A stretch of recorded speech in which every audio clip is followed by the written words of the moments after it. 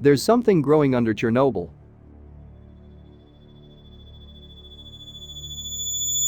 Did you know that you can take a tour of Chernobyl right now? If you plan ahead, it will cost you about $100. You'll be able to walk through the site of one of the worst nuclear meltdowns in human history.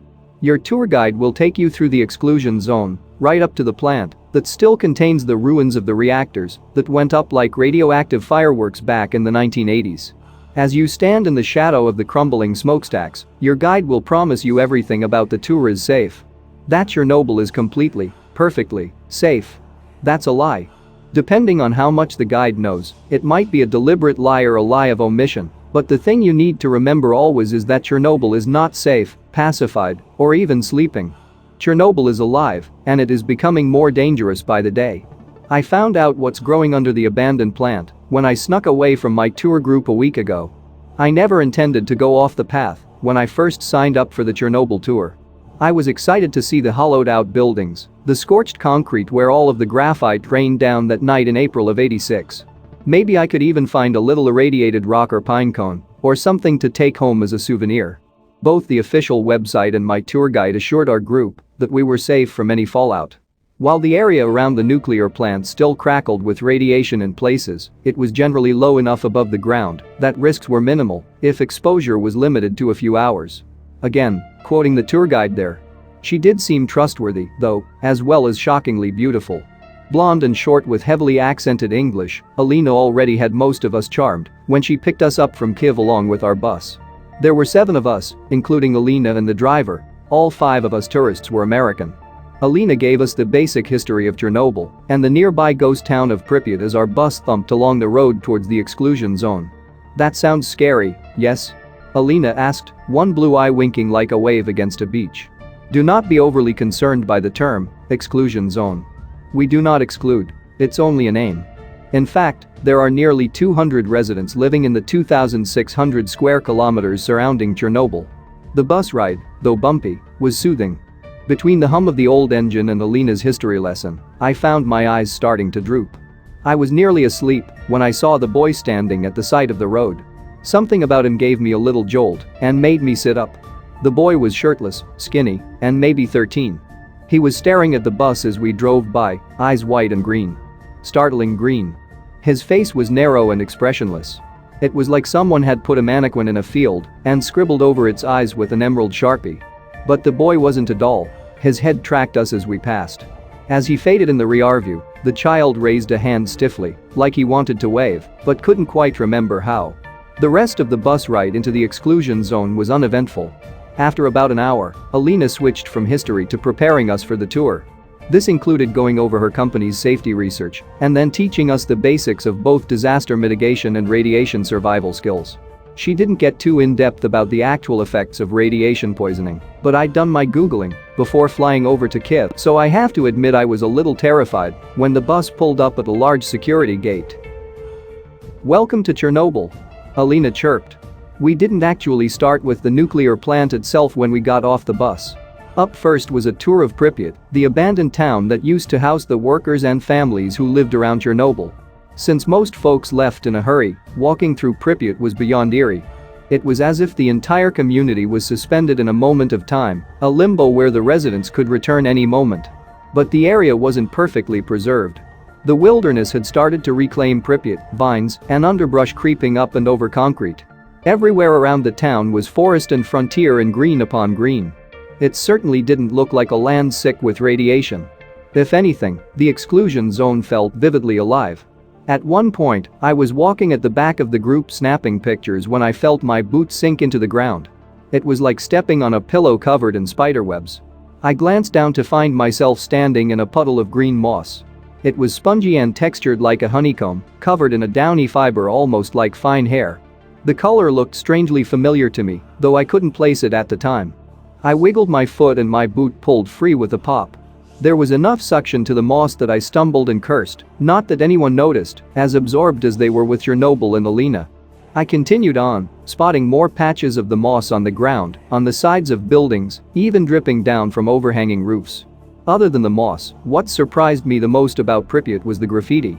There wasn't much of it, but occasionally, we'd stumble past a wall or door with swirling marks that bled together into almost recognizable shapes. The paint or ink or whatever was used to draw the symbols was the same green as the moss. I stopped Alina when we passed one door that I was positive was marked with the shape of a key larger than my hand. "Do you get a lot of folks sneaking in here to tag the walls?" I asked. Alina looked at me like I'd grown a second head. "I do not understand. What is tag? Graffiti? Paint? Like right here on the door. The door looks clean to me." "I do not see any paint," Alina shrugged. "Sorry. Maybe it's a shadow?" I dropped it. Maybe it was just a shadow I saw. Or maybe the radiation was getting to me, safety promises be damned. While all of Pripyat was a little unsettling, the derelict amusement park was downright chilling. Abandoned rides and decaying attractions stood like scavenged corpses in neat rows. The sun was out in full and the weather was fine, but I felt cold as we walked through the park. Here and there, I thought I saw darting movement between the shadows of the rides. Wildlife, I told myself. Through all of this, Alina went on and on about the, in my opinion, overly optimistic future of Chernobyl. The people would come back and the soil would heal, and the plant might even begin burning again one day, according to Alina. We were all leaving the park getting ready to head over towards the nuclear plant when I spotted somebody watching us from the tree line. It was the boy from the roadside earlier, I was sure of it. Only something was different about the child.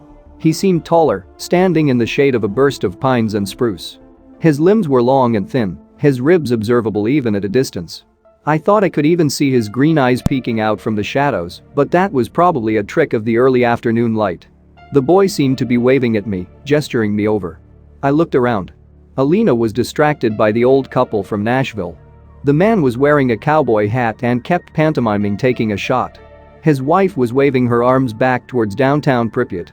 The other two tourists were sitting in the shade of the decrepit Ferris wheel, its carriages still nearly canary yellow, despite the years of ash and weather. I figured I could sneak away from the group easily enough. They probably wouldn't even notice I was gone for 10 or 15 minutes, since everybody was taking a break. I'd catch hell from Alina if I disappeared for a while, more than likely, but when was I ever going to get another chance to interact with a Chernobyl local? One of the elusive 200. A picture with a native would be a much better souvenir than some radioactive rock that probably wouldn't even glow. I made my move while Alina was flipping through a guidebook, still swarmed by the elderly couple.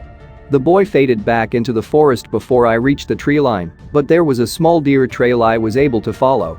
I noticed more moss on the trees I passed, either sticking to trunks or hanging down from branches. The trail led to an open clearing. There was nobody in sight. "Hello," I shouted. Or, crap, what was Russian for, hello? Hilasky? No response. I took a step into the clearing and froze. A deer had emerged from the trees nearby and was staring at me with all 6 of its eyes. A swirling crown of interwoven antlers rose up from the animal's head or heads. It was almost 2 heads, but one seemed sunken, half-formed, and sprouting from the shared neck like a tumor. Both the buck and I stood still regarding each other until a roar cracked the silence and set the animal running back into the forest. Something about the sound was nearly human but far too loud, too primal. A massive shadow was moving between the trees on the other side of the clearing. It was fast, too fast to follow, but clumsy.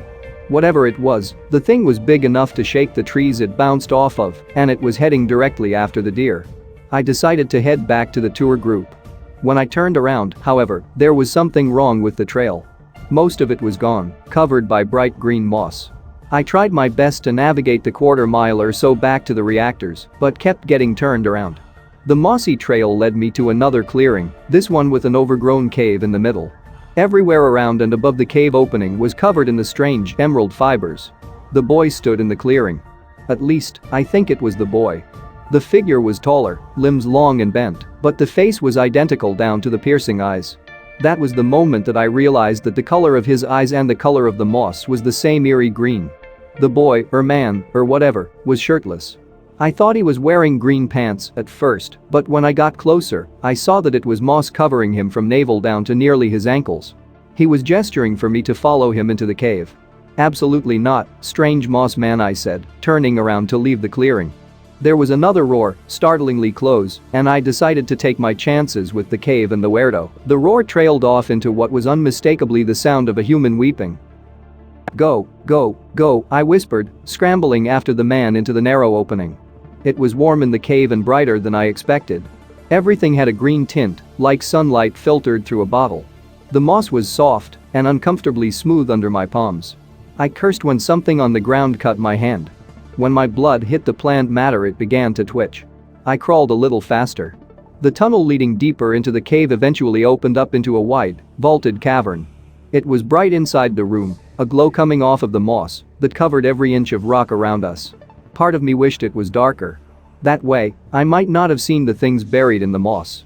The cavern was full of people, dozens, maybe hundreds. They were jammed into the moss like living ornaments. Some were even pressed into the ceiling. "What the hell?" I whispered. The man had stopped in front of me.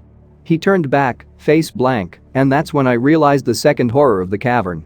The bodies in the moss were all different sizes, but each had the exact same face. The boy from the side of the street.